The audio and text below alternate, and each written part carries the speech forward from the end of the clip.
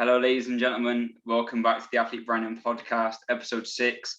Today, I've got an excellent guest, the one and only Tremaine Mpela from Goalmatch Sports. We're going to be talking to him all about sports partnerships. Lots of the previous podcasts have focused on the athlete side and building an athlete brand. And now we're going to move into the other aspect of it, which is monetizing. How can brands leverage these athletes to sell products, build communities, build brands? So I'm going to start off by asking you all about how you got started in sales and what you're currently doing with Goalmatch Sports. Yeah, sweet. George, an absolute pleasure being on the podcast. And I love your work, by the way. So it's an absolute pleasure to go anyway. Let me just give you a little sort of background history from where I've come from.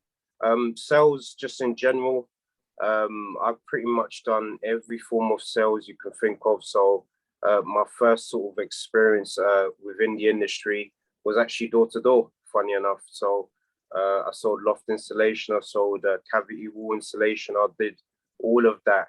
And I would say doing those sort of sales shaped the person that I am in terms of having thick skin, because as you know, having a randomer, let's say, I'm just putting into perspective of being a customer in this situation. Having a randomer knocking your door and ask you about your loft installation or cavity wall installation is a bit of an iffy situation. So I had to learn how to adjust and to think of ways to communicate. So that was a really important factor, of course. That obviously led me to obviously going to university. I studied sports therapy in university, and after uni, in fact, I ended up just getting a normal role at gym, Valentine's Health Club, and I was just an admin / a receptionist, but I dipped and dabbed in the sales, in the memberships as well. So that's what sort of got the love back. And I was then introduced to a company called Allied Media. So what they specialize in doing is they specialize in advertised sales. So you want to think about the sales that involves events, screens, and that's where you sort of have to put your thinking hat on and think of brands that would want to promote during a certain event. And funny enough, I've been doing that up to about coming up to about 5 years in general. Just went to sort of different companies to gain my experience, and that led me over to Goalmatch, of course. I was approached by Giovanni, who of course is the founder of the company, and he's a massive, obviously, football fan. And from there we just clicked, and that just led me over to my opportunity at Goalmatch. So essentially, just to sort of just for the audience that obviously want to know what Goalmatch do, they are pretty much a sponsorship agency that deals with connecting brands with athletes. So elite athletes, connecting them with global brands. And they've been able to sort of grow their portfolio in Italy and in sort of different parts of the world. But in the UK, that's where they've obviously brought me in to, help with the expansion here in the UK and, try to get some footballers in the Premier League in our portfolio. And that is essentially the story of where sort of Tremaine started in these sales industry. Yeah, it's interesting because when I was a student studying sports marketing, I always assumed partnerships was more like a marketing role, but it's not always. I guess you've got to have a marketing brain to put yourself in the shoes of a marketer, but it's not necessarily the case. It's more of a sales role. It's very much in the same way people who think being a recruitment consultant is a HR job, but it's not, it's a sales job. So what is at the heart of what you do? Are you focused on getting players on the books of Goalmatch to then represent them, or are you looking to actually find the brands, or is it a role where you do both? So essentially, I joined. We had a portfolio of zero. We had no one in our portfolio, so we had no players. So essentially at the beginning, it was more or less to, get athletes, as well as once we get the athletes, find the brands to connect them with.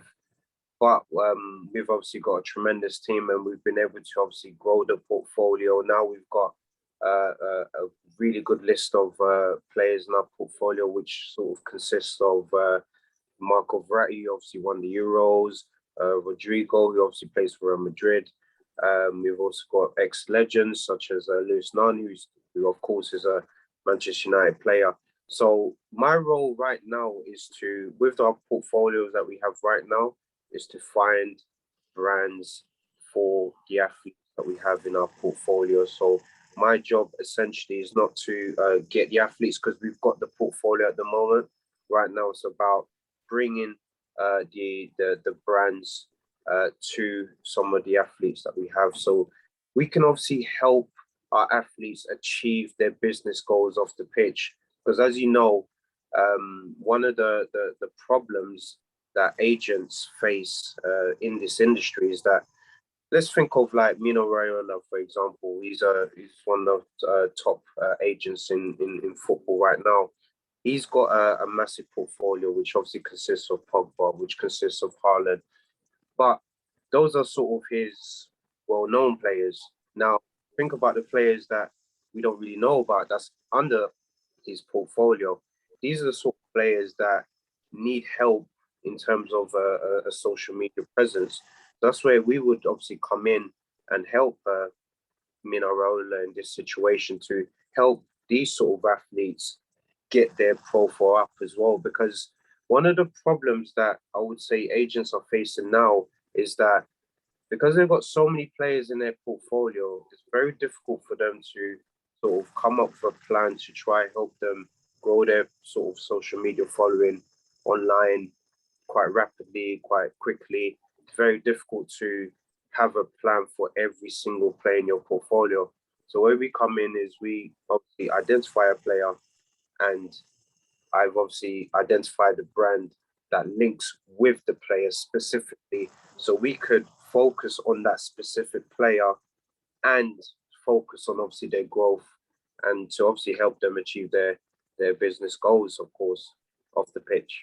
Yeah, that's a really interesting point. I mean, for obviously the Haalands and the Ronaldos and Messis and Mbappes, they're always going to have endorsement deals waiting for them, for big companies who have that kind of financial firepower. It's for those smaller, lesser known athletes who, is particularly in MMA, which I deal with, a lot of these guys aren't making enough to live on just from fighting.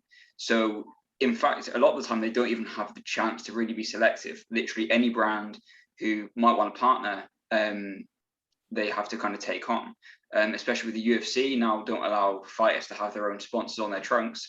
We've seen a shift towards a more digital approach to partnerships. And this is actually something I want to talk to you about as well, is that in my opinion, I don't really see the value from a marketing perspective for brands to put their logo on the trunks of, say, a fighter, because all that really does, there's a lot of eyeballs, depending on who the fighter is, and you're going to pay a large amount of money to get your logo on their shorts. Now, all that can really do is just get eyeballs. It's just a brand awareness exercise. So to me, I'm looking at fighters and thinking, well, how can we reach as many people, if not more, with good engaging content on social media? So you're getting all the eyeballs. You've got more intelligent creative. You can reply to comments and engage. You can introduce links and divert traffic to whatever channel or whatever company or whatever product you want. So is that something that you can see impacting your work now more at Goalmatch, having to try and accommodate this more of a shift away from like the traditional models of sponsorship to this more like digital model? Of course, in terms of the Gen Z world that we live in, sort of capitalizing in these sort of engagement opportunities, of course. And social media right now is a very powerful tool that can enable athletes to, communicate with the audience directly. With marketing in general, one of the ways that I sort of describe marketing is it's a gamble. It is a gamble. You're never gonna actually know if your your campaign is going to be successful or not. But it's one of those situations where if you sort of focus on a variety of different channels, that can possibly help in terms of you trying to reach your target for, let's say, brand awareness, for example. So for me, I'm more of someone that focuses on every aspect that can sort of help, because you can sort of look at, let's say, the social media, for example, and it's really, really effective. But also the old traditional ways are also just as effective as well. But if you tie that in with the social media, then you can make it even more powerful and align the two methods together. Yeah, I think the one case that I would make for sponsorship on the trunks or on a football team shirt or advertising hoardings is, if there is a legendary moment that transpires in that event, then every time that moment's replayed, your brand's going to be there. So like every time Gerard's goal against Olympiacos is played, you'll see Carlsberg. You'll see I think Championship Manager is in there. Trent's corner against Barcelona, you always see Standard Chartered. So that's the, I guess, the one upside to it. But I think that is a gamble. It's certainly less measurable, I think, than the social media, for obvious reasons. How much of a challenge is it to you being a salesperson by trade and then also needing to have an understanding of marketing and the marketing objectives of the people that you're selling to? Because I guess for me it's a bit different, because I'm educated in marketing and now I'm trying to work in marketing as soon as possible. Did you really have to adapt in your career? Because obviously you said you come from like traditional door-to-door sales from, heating or whatever, insulation you said it was. So how much of an adaptation did you have to make? Yes. In terms of that's a very good question, by the way, George, I have to say. Yeah, in terms of having to adapt, of course you have to, because I came from obviously a background of door to door, for example, where it's more or less aggressive, hardcore sales. I also, my first telesales role, which was at Allied Media, that was a hardcore sales sort of role as well. But then I joined other companies where it made me realize that you have to sort of approach different clients a bit differently, and it becomes more consultative. So over the years, dealing with a lot of marketing directors, dealing with a lot of sort of global sponsorship directors, etc., you'll find that the more you work with them, the more you're in their mind, for example. So you have to, like, before contacting a representative or potential prospect, research is vital. It's so vital, because if you're, let's say, like, we found a company to contact. So let's a quick example, Jordan, and when Jordan's the top, yeah. So immediately when you think about Jordan, you think about basketball, you think about Michael Jordan, you think about everyone that's associated to sort of that sport. Now, when you speak to the marketing director of a Jordan, you want to be able to prior find out some information about the potential person that will make you sort of stand out, and to make you sort of have that understanding about what they're trying to achieve. Because I don't want to, let's say, for example, you don't want to be in a situation where you're contacting companies that you've not sort of done any prior research about. You've not asked yourself the most important question, which is, how does our services add value to the brand or the company? Because if you can't answer that question to yourself, then there's no point contacting that company in that situation. Because if you honestly can't answer that question to yourself, then there's no point, in my opinion. And it all starts from there. And then once you sort of ask yourself those questions, you start getting into the mind of a marketing director in this situation, and you think of ways on how you could help them. So it's sort of a switch. So a lot of people, when they hear the word sales, you immediately think of negative things. Oh, it's trying to sell me something, etc. But you have to see yourself as a sort of doctor. It's consultative at the end of the day. You're advising them on what you can do to help them.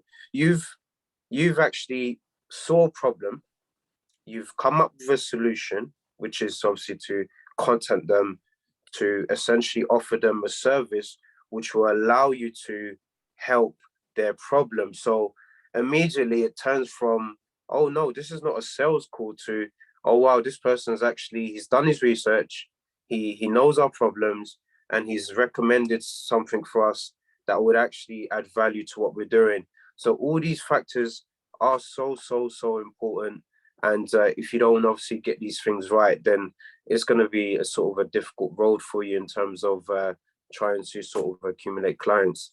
Yeah, it's definitely one of the things that I've learned early on in trying to actually sell partnerships, because I mean, I'm sure you'll be familiar with like the Wolf of Wall Street, like sell me the pen exercise. Like it's all about asking questions, and really it's the same thing as marketing. Like they say marketing, you need to know your customer before you can build a marketing strategy. Same thing for making a sale, really. You've got to be able to speak their language and know what value that you add and what they want. So the way I would go about it personally is, if I can see a brand which is, say, there's one brand in mind, I won't out them, but there's one brand that I have in mind where I see them all the time on football kit and on the trunks of boxers. Not boxer shorts, but as in, fighting boxers, just for anyone who's not clear. So to me, that would seem that they are spending a lot of money on brand awareness exercises or strategies. So my mind immediately goes, well, which fighter would align with their brand or would they benefit from? Which would probably be in their budget? And C, how can I make this fighter give them the same awareness for less effort or spend? So, and in fact, actually add value in some way through social media. So, for example, a fighter of mine, Nathaniel Wood, a lot of people know who watching this will know that I work with him. We had a meme that, bearing in mind, he had 200 followers on TikTok when he posted this meme. It's got now, I think, 57,000 views on TikTok. And I think it's got, as I speak, about 53,000 on Instagram, where he has 44,000 Instagram followers. So that's a lot of views for, 110,000 impressions across 2 platforms for something which cost me £0, 0 pence to make in 30 seconds. So it's kind of like adding that impact over effort. So that's the way I would personally approach it. So if there's a company which is small and wants to, or who I can tell are pushing their email signups, I'm going to be saying, well, how can we drive people to that email signups? My mind would immediately go to Instagram stories, because you can easily put web links and stories. Well, okay, I know for a fact that when a fighter is out of camp, his story views are significantly less than when he's in camp. Now, this isn't something that I learned until I started actually working with fighters, but this is something that they've all told me. So I'm going to be thinking, well, which fighter's in camp, or which fighter is going to be in camp up until when this campaign ends or whenever. And that's what I'm going to be looking for, because that's where the attention is at a good price. So that's the way I would frame it. And as you said, you've also got to speak their language and frame it as something that you're doing for them. So it's not about like I see fighters all the time and they don't know any different. And this is why it kind of pains me, because they don't understand this process, but they post on their Instagram saying, I've got this many followers, there's going to be this many seats in the stadium, who wants to sponsor me? It's all about what? It's all about them. It's not about how they can help companies. They're not speaking a language which is going to appeal to someone who needs a problem to be solved. It's all about, I need sponsorship. This is the audience I have, who wants it, which is the wrong way to go about it.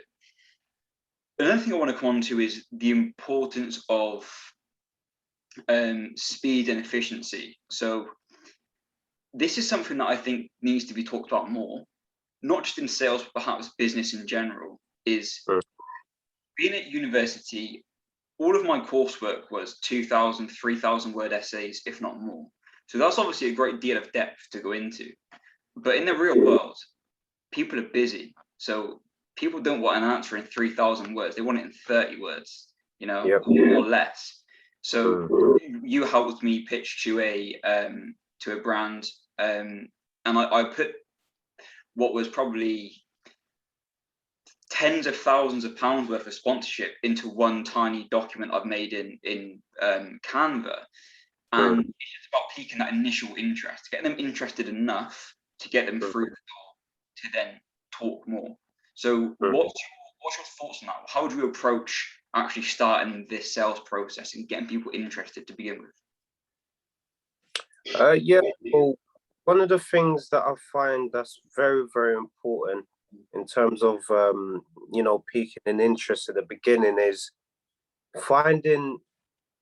Firstly, you have to determine obviously who the decision maker in the organization is. So once you've determined who the decision maker is, you then have to obviously do a bit of research on your own.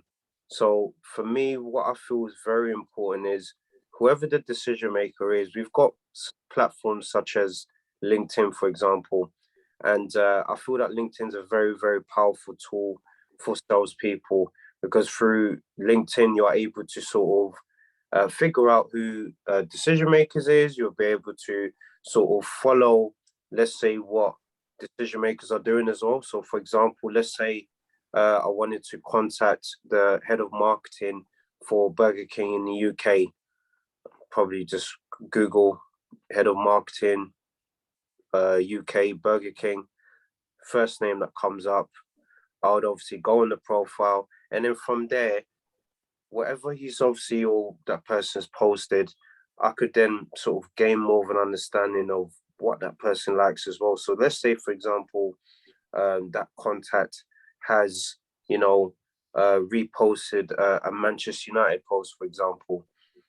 The first thing I'm going to say to the person when I get them on the phone is, look, I understand you're probably you're Manchester United right fan, right? Did you enjoy the game or was you at the same? Just whatever. That first sort of initial information is what could separate you from the average salesperson because you're able to find a way that you could, pique their interest at the beginning. And then from there, you want to sort of build a relationship with the person to the point where you're just friends. So when it comes to the point where you're explaining exactly the reasons why you've obviously contacted them, it's going to be obviously a lot easier for you to have the time to then obviously explain what you're offering them in terms of the service. But I feel it's very, very important to establish some sort of rapport with the person at the beginning. It doesn't always work out in that way. You're not going to find juicy information that way. So for different people, you would find that it's because I've spoken to hundreds of different people. I could just read someone from their first 3 seconds on the call, but at the beginning, you sort of have to find ways that you could, pique the interest. So, for example, we're using Burger King, for example. Halloween is Halloween today. Burger King might have a campaign for their, I don't know, burgers that's Halloween. It's shaped up like a Halloween. They do actually. They're selling mini burgers that are the shape of like a sweet. Yeah. Exactly. So let's say, I don't know, I was doing an event that is associated with kids, for example. Immediately, look, you can already see the link there already. But if I didn't know that information and I just called that person just willingly, just calling them and just like, yep, hi, I'm doing this event. We've got this much kids and this is how you've obviously spoken to them on the phone.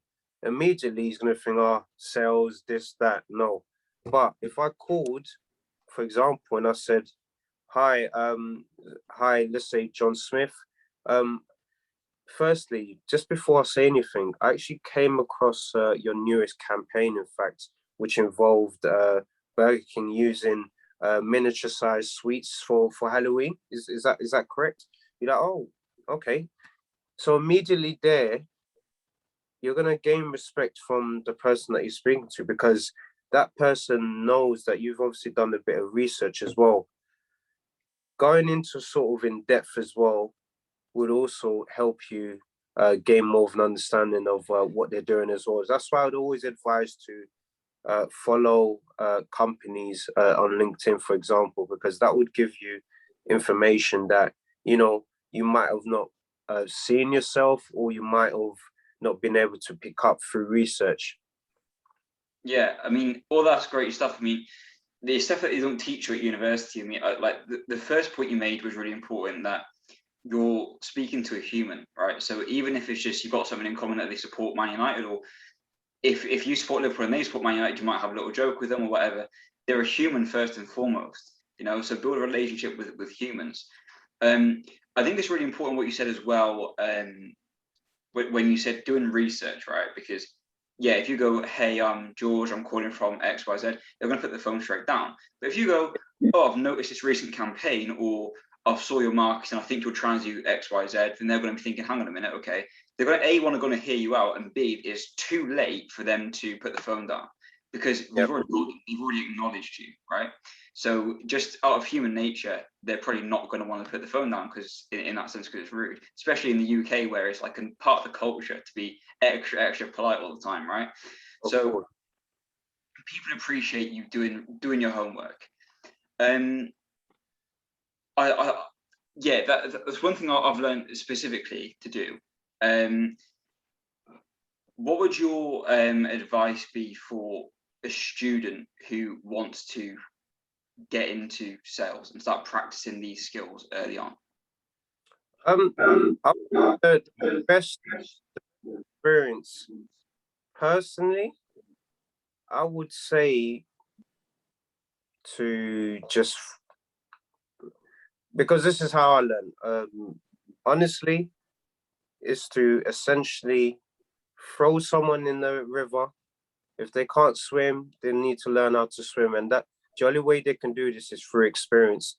I feel that if they don't sort of try, do things, practice, then it's going to be sort of pretty difficult. But right now, we live in a world where we've got so much access through different videos and stuff like that on the phone. One of the sort of people sort of that I look up to in the sort of sales industry is someone called Grant Cardone. Do you know Grant Cardone? Yeah, I'm familiar. Absolutely, he's a gem. He's a gem. Before he sort of blew up massively, like, so I'm talking about, let's say this is my first sort of telesales role, about six years ago, I would say. There's a video of Grant Cardone actually physically going to his office, actually got a team of salespeople. He's gone in there and he's picked up the phone and he's showed you exactly how to do it, in terms of confidence, in terms of being decisive with who you're speaking to. But then also you mentioned as well, it's humans at the end of the day. So being able to relax and relate with them. So the two R's, relax and relate. Once you're able to relax and relate with anyone that you're speaking to, then there's always a good chance of you being able to have the opportunity to explain exactly what you're doing. So if I was to advise any student right now to get into this industry, it's absolutely amazing in terms of what you can make financially. In terms of the experience, it's a bit of a graft. There's a lot of learning. I'm still even learning till today, and every day you're going to be learning in sales. But one of the things that I would say that's a big benefit is that there's a massive opportunity for you to accumulate a lot of money financially, but then also learning the art of networking as well. That's key. Yeah. We'll come back onto the art of networking shortly. I'm definitely in agreement that the people skills are important. And what I've learned is through experience. I think I've really learned more about marketing by doing it myself, where I've been speaking to companies you might want to partner with an athlete and trying to upsell them, not just on a brand partnership, but also on marketing work for them. That in itself was talking about negotiation. It's talking about how to reverse engineer. So before I ever offer a price or offer a quote, I'll always get their budget, and then I want to exercise that budget and give them deliverables based on that budget. So here's everything I can do for your budget, and that's what I've learned through experience. not by reading out of a textbook, because things always change anyway, right? Yeah. And for me, I'm part-time through all this. I've worked in retail. I still do to this day. I've worked at Adidas in sales, just in store and retail. But even then, I was practicing, right? And I guess I didn't even realize at the time.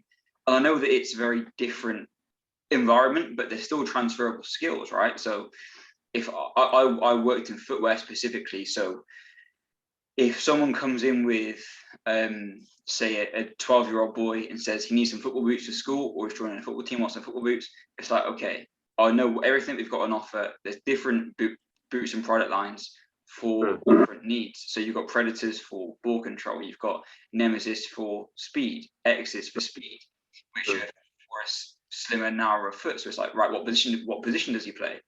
Well, if he plays on the wing, then he's going to want some boots that are conducive to speed, because that's their need. What's your price range? Okay, well, if you're looking to spend no more than £30, you probably don't want a grade 1 boot, which is going to cost you £150, and so forth and so forth. And if there's any students who have that kind of opportunity, they need to embrace it, because no matter what they want to do, even if it's not sales, they're going to have to sell themselves to employers, and it's such an integral skill to every part of your life. Like, we negotiate hundreds of times a day without realizing it. If you've got a kid and you want them to go to bed and they don't want to, you've still got to negotiate with your kid to get them to bed, right? It's a skill that we're always practicing. So be really, really conscious of it. Secondly, personally, and I don't know if you'd agree with this or not, because you're far more experienced than I am, but learning to speak to people and just having a general confidence in speaking to people it's absolutely pivotal. It's completely changed me as a person, to go from graduating university, not really knowing what I want to do, and through pushing my comfort zone in speaking to people who might say no, who I might say the wrong thing to, who might block me on Instagram because I've DM'd them. But as a result, I'm now helping one of my favorite fighters growing up as an MMA fan with his social media and partnerships. You know, you and I, we didn't know each other. You sent me a voice note on LinkedIn. We had a video chat, and now here we are. You've given me lots of advice. I've done your podcast about football, and we've built a relationship. Being able to push a comfort zone like that is absolutely key to progressing. And I'm sure as in sales, but in particular, is absolutely pivotal. And that brings us nicely onto the art of networking. So you mentioned LinkedIn earlier, and about researching people, decision makers, companies on LinkedIn. It's an absolute gift. I personally don't know how salespeople lived without it, because I've only done sales in this LinkedIn era. For business news, strategy, and following. In fact, one thing I've noticed as well is noticing when companies are hiring for a certain role hints at expansion into different markets, different strategies. I saw Red Bull F1 team were looking for an NFT architect. So you best believe within 2-3 months or whenever, they're going to start their own NFT collection. Now, I didn't have anything in which I could sell them on that, because I'm working in mixed martial arts, but nevertheless, that's just one of the advantages of LinkedIn. The absolute gift students have now is to comment on people's posts. It's the easiest way to network, in my opinion. You can't message everyone on LinkedIn, but if they're posting, you can comment. Now, this is how I built a relationship with a key decision maker at a large company. Is whenever he posted about fighting, not even business related, just saying, here's what I thought of the fights, I would go and give my opinion. Now, in doing that, he had no idea who I was, but it let him know who I was. Especially when you turn up 3 or 4 times, they're going to think, well, this is a young kid, he's a student or just graduated, he's at least keen. And are personally being told by this individual, look, it's a good approach, because now this person likes you, they're building a relationship with you. What strategies do you have on LinkedIn for networking? Is it just commenting? Is it direct messages? Is it post your own content? How do you go about it? Yeah, so networking, I would say, firstly, is very, very, very, very, very, very, very, very. I can't stress how very, very important it is in terms of it's something that we have to do every day. I believe network is your net worth. So it's something that you're going to be doing constantly. Even when you're not working, you're going to be networking. So it could be you going on Instagram, you following someone, and then a person following you back, and you having sort of a conversation through with a number of people. It's the same sort of thing, networking. So that is classed as networking. So the approach that I have on LinkedIn is I use everything, all the tools possible. So I'm commenting, I'm following, I'm sending requests. I'm also, once I've because what a lot of people do is they would maybe send a request to someone that they're looking to connect with, and if the person accepts, they will just sort of leave it there. That's what a lot of people do. Now, the most important thing is if you've connected with someone and they've accepted your request, you should acknowledge it by following up. That's what a lot of people are not doing. Now, by you following up, you're also having that opportunity to, open the door to something that, who knows, that can open a massive door in terms of where you need to be, in terms of maybe reaching a company, or it's the decision maker that you're trying to reach as well. It's another way of being able to utilize LinkedIn. And one of the sort of tools that we've got now on LinkedIn, which is powerful, is like you just mentioned, you can send a voice note now.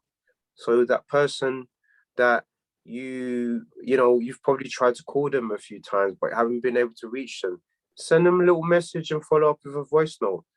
Wish them a good day, and just say to them, look, I really appreciate you connecting with me, and I just want to use this platform to thank you for adding me into your network of connections. It's greatly appreciated. So by you saying something along those lines, you're gonna get a good response, unless they're the most, I don't know, heartless person. Then I'm sure you would get a response after that. You just embracing that you've been obviously accepted, and then you're acknowledging that you've contacted them for a certain reason. Do you know what I mean? So that is, for me, a very, very, very important tool. So LinkedIn, using everything. So commenting, following the companies that you need to follow, adding yourself into sort of specialist groups. So there's marketing in sport, for example, there's specific groups for that. And also putting out content as well. You want to be able to engage with your connections on LinkedIn as well. I definitely feel that by you putting out content, you're also, letting your sort of networks know that this is probably the kind of person you are, or this is what you're into, or this is a project that you've got involved in as well. So it allows your networks to sort of see what you're doing as well.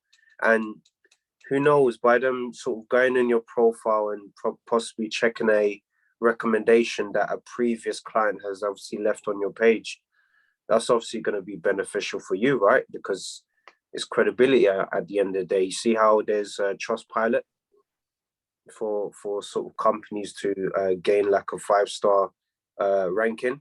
Mm. LinkedIn's possibly the same thing in terms of your profile. If you've got a number of recommendations through different clients that you've been able to work with in the past, a possible prospect can go in your profile, and they can see a number of recommendations through previous clients that you've worked with, and that's already gonna paint a picture that, oh wow, he's pretty good in terms of who he's got recommending him, what he's doing. Gives you more of what's the word? It's sort of, it separates you from the average salesperson. Yeah, right. Quite a bit. And I think LinkedIn too is really ideal because you can search your audience and go directly to them, like with hashtags. You said with groups, you can search for a company and just look at who works for them. It's pretty, at times it's given to you on a plate, right?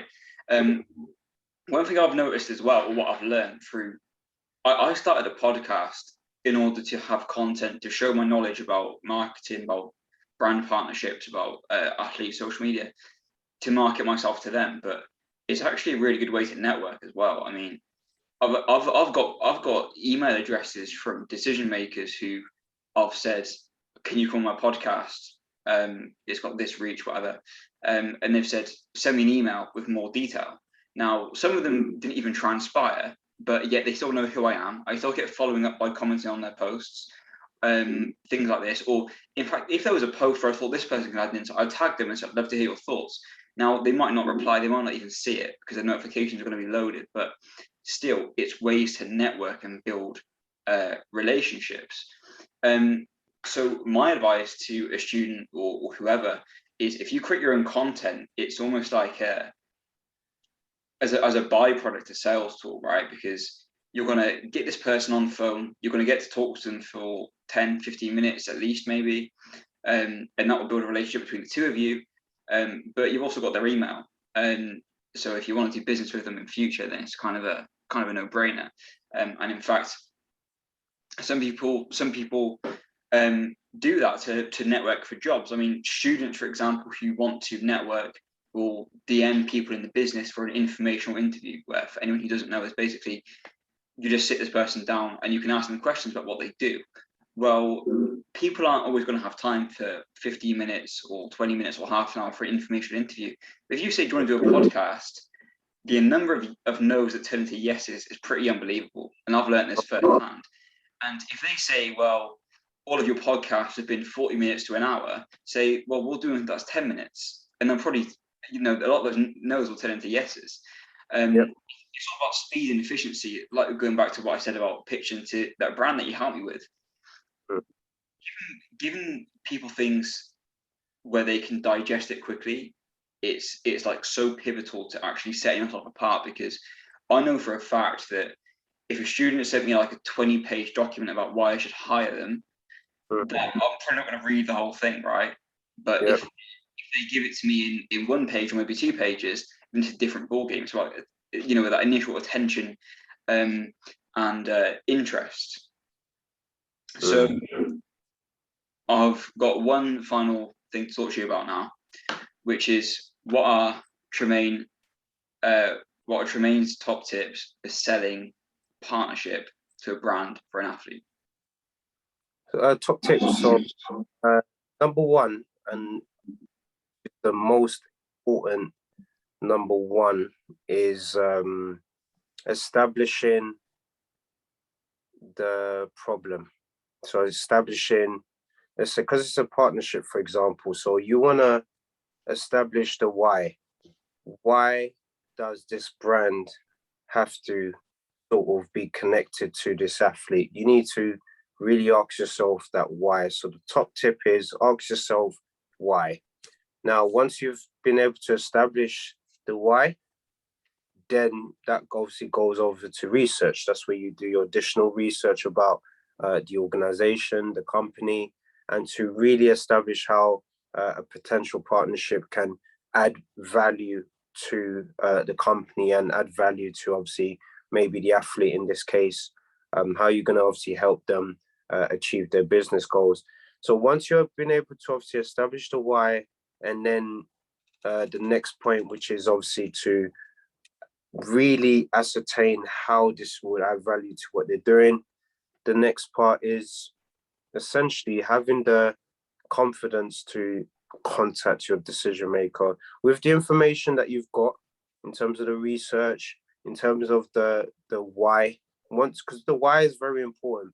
If you don't establish the why at the beginning, then you're going to struggle throughout the process of getting a partnership, because if you don't know why it's going to add value to the company, then you're going to really struggle in the conversation, because that why is going to help you in the first, let's say, 10, 15 seconds of the call. The why could be, let's say, for example, you mentioned you're obviously working with some MMA athletes, for example. So let's say you had to get a partnership with, I don't know, Red Bull. Let's say Red Bull, for example, energy drinks, etc. So you have to see what Red Bull are doing in terms of what they're doing within the MMA space. What sort of athletes have they got in their books already? Why should they work with you? You need to really ascertain the why. Once you can figure that why out, then that's gonna allow you to have the 15-10 seconds space that you're gonna have in that phone conversation. So one of the whys could be, I'm just making it up hypothetically. Let's say Red Bull just sort of announced a partnership with Adesanya. Let's say, for example, yeah, the let's say announce a partnership with him. So immediately you're thinking, because Red Bull is normally associated with F1, like you mentioned, F1, motorsports, those sort of sports. But then Disruption, extreme sports, yeah, like just being out there, yeah. So as soon as you see that they've been able to collaborate with someone within the MMA space, that's already your why established. So once you've obviously got the decision maker on the phone, hi, Mr. Toggle Bollocks, my name's Tremaine Mpela. Funny enough, I'm actually working on a project which does involve obviously me connecting MMA athletes with global brands. And funny enough, I actually saw that Red Bull are currently now obviously you've just announced you've got a partnership with Adesanya. Is that correct? You know, immediately they're going to be like, oh, yep, of course he knows his stuff. So already, like how you mentioned that, once you've been able to sort of something quite early in the call, it's going to be very difficult for them to obviously hang up because you've got them in the first few seconds. That's why it's very important for you to establish that why. You go and obviously to call them, have the confidence, and those are essentially the right tips you need to obviously get a decent, let's say, partnership or sponsorship in those situations. Those are the very, very, very, very important factors for me. Because if you don't have those points, especially within the first call, then you're really going to struggle in a conversation. Yeah, yeah. It's all about, I think, as well as knowing what you need to say and knowing the why. It's all about taking action. I mean, and that the same can be said in a very general sense, not just with the sales. Like, it took me from having my business idea to starting it with a podcast, even like a month to even get the first podcast recorded. It took me another month to upload it. It then took me another month to start producing these smaller clips and content. And if I'd done this sooner, then I would have had results sooner. So if you're ever not too sure, obviously make sure that you're prepared, but don't overthink it. Don't find reasons not to make the call or not to send the email. It all starts with taking action and being proactive. So that's just my 2 cents on top of that as well. Yeah, no, definitely. You're right. With those factors, those are the tools you need to sort of succeed within this space. It's very, very important that you really make sure that you, like you said, take a proactive approach. You have to do it. You have to obviously do your research. Research, I've mentioned this a few times. That's the most important factor because without research, then you're essentially going to war without weapons, for example. And you don't want to go to war without weapons. Like the why, let's say, information about new campaigns, information about statistics, for example. These are all different tools that you can have in your pocket so that it would allow you to be in a position that you could sort of overturn objections that you're going to get within the call. So that's why I would also suggest as well that with the information that you have, don't spill it all out at the beginning as well. Just ease it up in terms of the information. So let's say at the beginning of the call, you found out, I don't know, that they've got a new campaign, but you've also found out statistics on how the campaign's done. You've also found out different collaborations on what they've done in terms of a brand. You don't want to mention that throughout the call at the beginning. No way. You want to build it up. And you want to also have that in your pocket just in case there's an objection.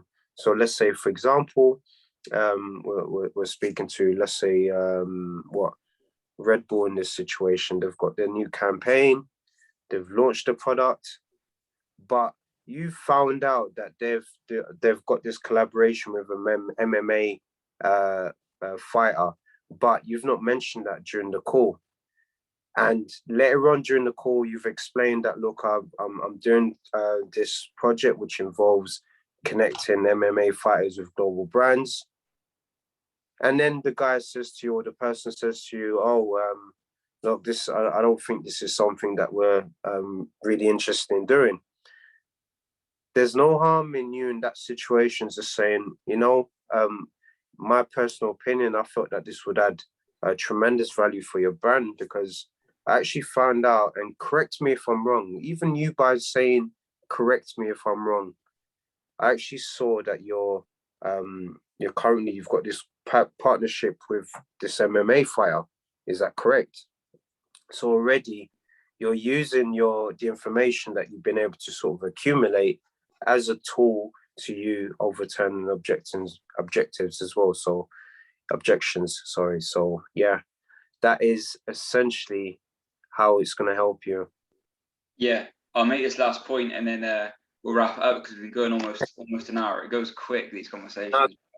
You know what? It's blown by, to be honest with you. That's why when a conversation is going really well, then it's going to fly by very quick. It doesn't feel like it's been an hour, if I'm honest with you. Nowhere near, mate, no.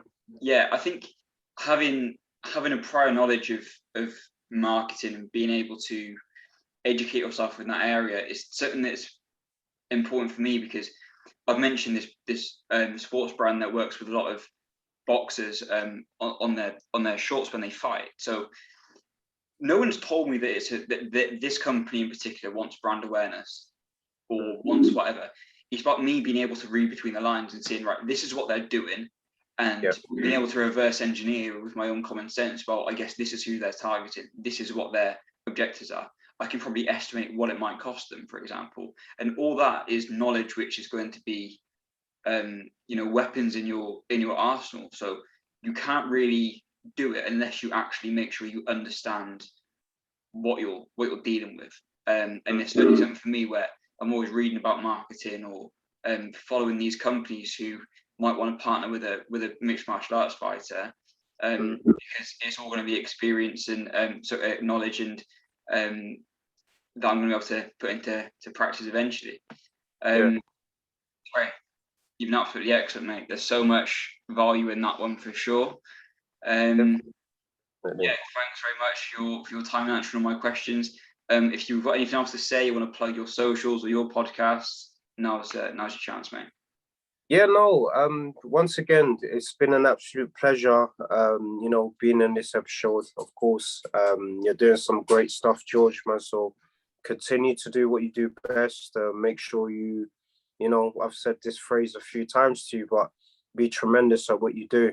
Meaning, just no matter what, you're going above and beyond. So we're not talking about 100%. We're talking about 150%. You're going above and beyond so you can achieve greatness. And I think we all have to strive to achieve greatness at the end of the day, because we want to be able to leave a mark in this world. So that's my advice to obviously any students that's obviously going to be listening to this pod or watching this pod, is to strive for greatness and be tremendous at what you do. So it could be in your career, it could be work, it could be in sport, it could be in your sort of company that you've just opened up or whatever. Be tremendous at what you do and go out and achieve greatness. And in terms of the socials, you can follow me on LinkedIn. So you just type in Tremaine Mpela. So it's Mpela. You won't find another Tremaine Mpela. So I'll be very easy to find. My socials on Instagram will be yours truly Trade29. And you'll catch obviously the podcast on there as well. So I'm doing quite a few different podcasts. So I've got obviously the football philosophy, which is more for my football fans. And then we've got the touch gloves boxing, which is obviously for the boxing fans. So what we're trying to do, and the idea of the podcast, is to, like George, network with like-minded people, but then also we want to give the fans a voice as well. We want fans to be involved in it as well, because what we've seen in the market in terms of the boxing podcast world is that we're seeing a lot of athletes being interviewed. We're seeing a lot of coaches being interviewed, but we're not seeing much engagement from fans, let's say. So where we come in, where our niche is, we're speaking to fans, we're speaking to people who are watching the fights as well, and we're getting their immediate reaction, which is a nice way of networking as well. Mate, that's absolutely excellent. I'll be sure to leave all the links in the description when this goes up as well. And yeah, thanks again for your time, man. It's an absolute pleasure. Absolute pleasure, mate.